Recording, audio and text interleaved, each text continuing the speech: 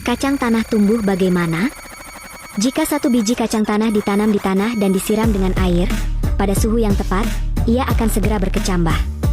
Yang pertama menembus kulit luar adalah akar utama, yang tumbuh ke dalam tanah, kemudian bercabang menjadi banyak akar samping, membentuk jaringan akar yang besar. Jaringan ini tidak hanya memberikan dukungan yang kokoh bagi tanaman kacang tanah, tetapi juga memastikan bahwa tanaman dapat menyerap cukup nutrisi dan air dari tanah. Sementara akar berkembang, bagian atas tanaman, yaitu batang dan daun, juga mulai tumbuh.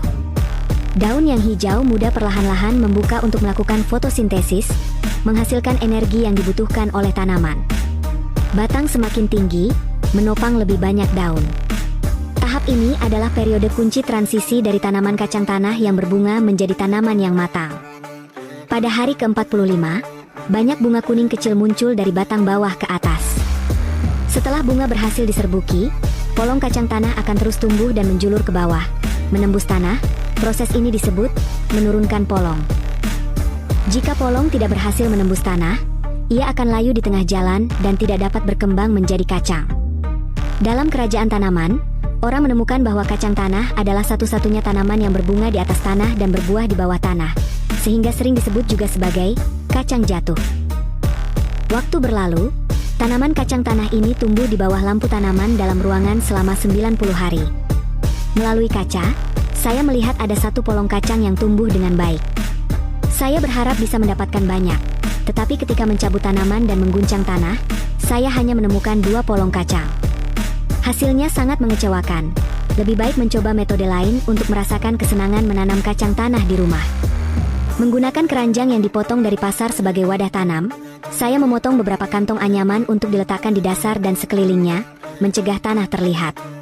Tanaman kacang tanah tidak memerlukan tanah yang terlalu khusus. Cukup gali sedikit tanah kebun, tambahkan sedikit sekam padi dan pupuk kandang, lalu aduk rata. Setelah tanah terisi penuh, potong sisa kantong anyaman dengan gunting. Selanjutnya, siapkan beberapa biji kacang tanah yang besar dan penuh sebagai benih. Tanam kacang tanah tersebut ke dalam tanah dan tutup dengan tanah. Keranjang seperti ini bisa menampung 4 tanaman. Jika khawatir beberapa kacang tidak berkecambah, bisa menanam lebih banyak.